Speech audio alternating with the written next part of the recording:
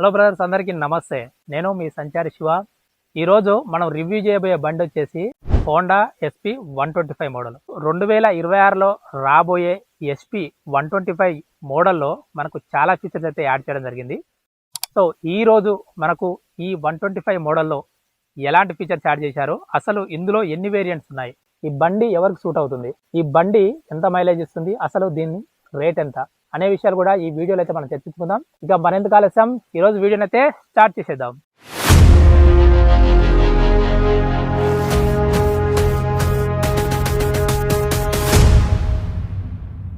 మనకు ఈ 125 డిస్క్ మోడల్లో మెయిన్గా మాట్లాడుకోవాల్సింది దీని హెడ్ లైట్ గురించి అనమాట.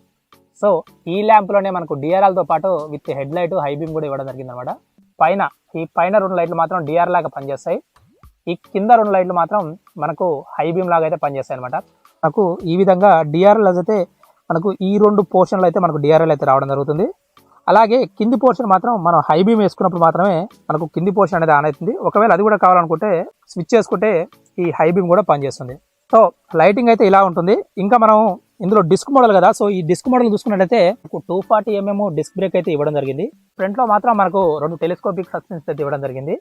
ఇక మన కంట్రోల్ విషయానికి వస్తే, అంటే మెయిన్గా మనకి ఏంటంటే ఈ డిస్ప్లే, అలాగే ఇక్కడ కంట్రోల్స్, అలాగే ఇక్కడ స్విచ్చెస్, బటన్స్ విషయానికి వస్తే చాలా మార్పులు అయితే చేయడం జరిగింది. మనం పాత 125 ఎస్పీలో చూసినట్లయితే కొన్ని ఫీచర్స్ అయితే యాడ్ చేయలేదు.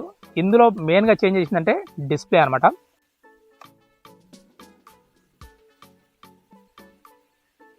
సో వన్స్ మనం డిస్ప్లే ఆన్ చేసిన తర్వాత చాలా ఆప్షన్స్ అయితే ఇక్కడైతే కానొస్తాయి. ఇందులో ఏంటంటే మనకి టచ్ అయితే ఏమాత్రం పనిచేయదు, కేవలం ఇది మనకు చూపించడానికి మాత్రమే. ఇక్కడ మీరు చూసినట్టయితే ఇక్కడ మనకు కొన్ని యారోస్ అయితే ఇవ్వడం జరిగింది, కీస్. సో ఈ కీస్ను ఉపయోగించే ఇక్కడ ఫంక్షన్స్ అయితే మనం కంట్రోల్ చేసుకోవచ్చు అనమాట. ఇలా ఉంటుంది. మనం ఇక్కడ నుంచి కంట్రోల్ చేస్తుంటే మనకు అక్కడ ఆప్షన్స్ అన్ని మనం ఇక్కడ నుంచి చేంజ్ చేసుకోవచ్చు అనమాట. సో ఆ విధంగా మనకి కంట్రోల్ అయితే కేవలం ఈ యొక్క 4 బటన్లే ఈ యొక్క డిస్ప్లే మొత్తాన్ని అయితే కంట్రోల్ చేసుకోవచ్చు. అలాగే మనకి ఇక్కడ కొన్ని సెన్సార్లు కూడా ఇవ్వడం జరిగింది. సో మోస్ట్ ఆఫ్ ది సెన్సార్లు మనం మాట్లాడుకోవాల్సింది ఇక్కడ మనకు లైట్ సెన్సార్ అయితే ఇవ్వడం జరిగింది. సో ఈ లైట్ సెన్సార్ మీద కనుక మనం చేయి పెట్టినట్టయితే, అంటే ఈ లైట్ సెన్సార్ మనకు ఎండకు వానకు గుర్తుపట్టి మన డిస్ప్లే యొక్క కలరింగ్ అయితే మారుస్తుంది అనమాట. సో దానికోసమే ఈ యొక్క లైటింగ్ సెన్సార్ అయితే వాళ్ళైతే వాడడం జరిగింది. ఇందులో మనకు గేర్ ఇండికేషన్ కనిపిస్తుంది, అలాగే మనకు స్పీడోమీటర్ కనిపిస్తుంది, అలాగే మనకు ట్రిప్పు, ఇంకా మన బండి ఏ మోడ్లో వెళ్తుంది, ఎంత స్పీడ్లో వెళ్తుంది, అలాగే టైము విత్ ఫ్యూయల్ ఇండికేషన్తో అయితే మనకైతే ఈ ఫీచర్ అయితే మెయిన్గా అయితే అవుపిస్తాయి. మనకి ఇక్కడ హార్న్, ఈ పక్క మనకు ఇంజన్ స్టార్ట్ చేసుకోవడానికి స్విచ్ అయితే ఇవ్వడం జరిగింది. ఇంకా మనకి ఇందులో మన ఫోన్కి మన బండిని అయితే కనెక్ట్ చేయొచ్చు. ఒకవేళ బ్లూటూత్తోని మన మొబైల్కి ఈ బండి కనెక్ట్ అయిన తర్వాత మనకు ఈ బండి ఇంటర్నెట్ అయితే యాక్సెస్ చేస్తుంది. సో ఈ డిస్ప్లేలోనే మనకు మ్యాపు, అలాగే ఇండికేషన్స్, రూట్స్, అలాగే ఇంకా మనకు కావాల్సిన అంటే ఫర్ సపోజ్ మనకు పెట్రోల్ బంక్ యాడ్ ఉందో, అలాగే మనకు ఫ్యూయల్ అయిపోతే మనకు పెట్రోల్ ఎంత దూరం పోతుంది, ఈ దగ్గర పాటులో బంక్స్ ఎక్కడ ఉన్నాయి, పెట్రోల్ స్టేషన్స్ ఎక్కడ ఉన్నాయని మనకైతే ఇది స్పెషల్గా చూపించడం జరుగుతుంది. సో ఇవే కాకుండా ఇంకా చాలా ఫీచర్స్ ఉన్నాయి. సో ఈ ఫీచర్స్ గురించి మనం ఇంకో వీడియోలో మాట్లాడుకుందాం. ఇప్పుడు మనకు బండ్లు ఏంటంటే సైడ్ స్టాండ్ అనేది అన్ని బండ్లలో అయితే ఉంటుంది. సెన్సార్ కూడా కొన్ని బండ్లు ఏంటంటే మనకు బయటికి అయితే అవుపియదు, కానీ దీంట్లో మాత్రం మనకి ఈ వైరింగ్ అనేది బయటికి అయితే అవుపిస్తుంది. సో దీనివల్ల ఏమవుతుందంటే మనకు యూజర్ యొక్క ఇంటర్ఫేస్ అనేది దెబ్బతింటుంది. సో ఫర్ సపోజ్ దీనికి ఏమైనా దెబ్బలు తాగినా కూడా, ఏమైనా కాలు కానీ ఏమైనా ఎత్తి ఇంకా తాగినప్పుడు ఇది ఊడిపోయే ప్రమాదం ఉందన్నమాట. సో ఇదైతే నాకైతే కొంచెం మైనస్ పాయింట్ లాగా అయితే అనిపించింది.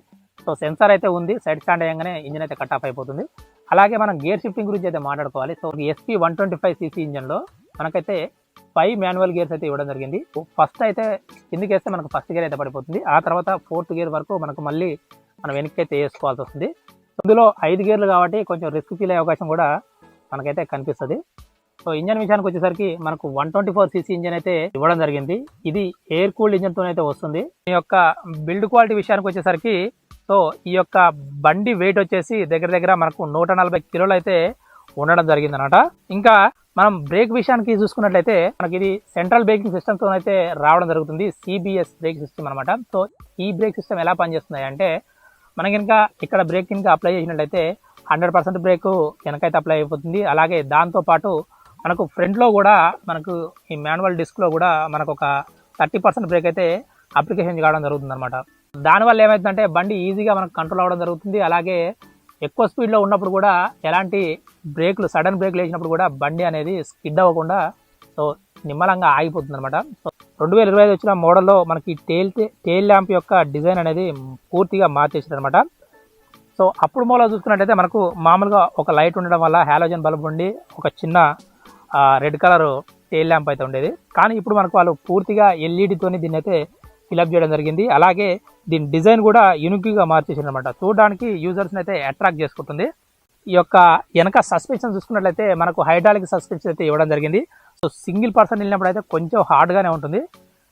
డ్యూయల్గా వెళ్ళినప్పుడు అయితే మనకు ఇది కంఫర్ట్గా ఉంటుందని దీన్ని వాడే యూజర్స్ అయితే చెప్పడం జరిగింది. సో పినియన్ టేల్ కూడా మనకు ఎక్స్ట్రాగా యాడ్ చేయడం జరిగింది. అలాగే ఈ ప్రొటెక్టివ్ లేయర్ కూడా మనకు బండెమ్మటే రావడం జరుగుతుంది.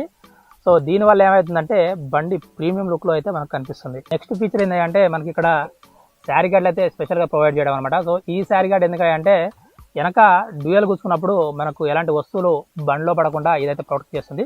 కాకపోతే ఇది మనకు ప్లాస్టిక్ అయితే ఇవ్వడం జరిగింది. సో దీనివల్ల ఏమవుతుందంటే ఇది ఇరిగిపోయే ఛాన్స్ అయితే ఎక్కువగా ఉంటుంది. అలాగే మనం వెనక చైన్ గార్డ్ ఇంకా చూసుకున్నట్టయితే కంప్లీట్గా ప్లాస్టిక్ అయితే రావడం జరుగుతుంది. సో ఈ ప్లాస్టిక్ ఎందుకు ఇచ్చారంటే చాలా వరకు చైన్లో మెటల్ ఇస్తే సౌండ్ అయితే చేస్తాయి. సో ఈ ప్లాస్టిక్ ఇవ్వడం వల్ల మనకు సౌండ్ అయితే చేయవు. అలాగే ఎక్కువ రోజులు ఉండడానికి కూడా ఛాన్స్ ఉందన్నమాట. సో వెనక ముందల వీల్స్ వచ్చేసి పూర్తిగా అలో వీల్స్ అయితే ఇవ్వడం జరిగింది. ఇంకా మనం ఈ బండి యొక్క సీట్ని కూడా డిస్మాంటిల్ చేసుకోవడానికి ఎలాంటి ఇబ్బంది అయితే పడాల్సిన అవసరం లేదు. సో దీనికి మనం ఇక్కడ కీ ఉంటుంది. దీనికి కనుక మనం చేసినట్టయితే సీట్ని కూడా మనం డిస్మాంటిల్ చేసుకోవచ్చు. ఇంకా సాధారణంగానే మనకు మెడికల్ కిట్తో పాటు టూల్ కిట్ కూడా వీలైతే ఇవ్వడం జరుగుతుంది. సో ఈ సీట్ని కనుక మీరు చూసుకున్నట్టయితే మనకి ఇది చాలా ఎడల్పు అయితే ఉంది.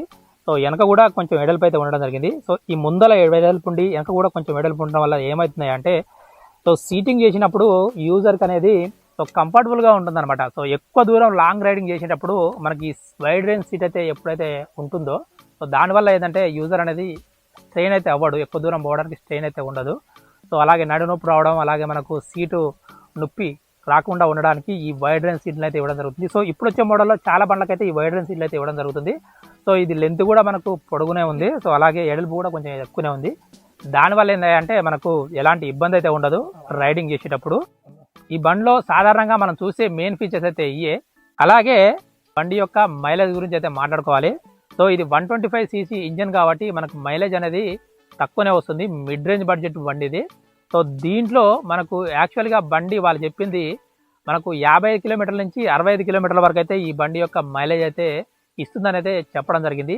కానీ రియాలిటీలోకి వస్తే యూజర్ చెప్పే విధానాన్ని బట్టి ఇది 50 కిలోమీటర్ల కంటే ఎక్కువ మైలేజ్ రావట్లేదని రియాలిటీలో యూజర్ అయితే చెప్పడం జరుగుతుంది. మైలేజ్ మీద స్పెషల్ వీడియో ఇంకోటి అయితే చేద్దాం. ఇంకా బండి యొక్క ప్రైస్ విషయానికి వస్తే ప్రస్తుతానికైతే ఎక్స్షోరూమ్ ధర వచ్చేసి 90,000 రూపాయల వరకు అయితే మనకైతే చూపిస్తుంది ఆన్లైన్లో. అలాగే మనకు మామూలుగా ఆన్ రోడ్ ప్రైస్ వచ్చేసి 1,25,000 నుంచి 1,40,000 వరకు అయితే బండి ఆన్ రోడ్ ప్రైస్ అయితే ఉండడం జరిగింది.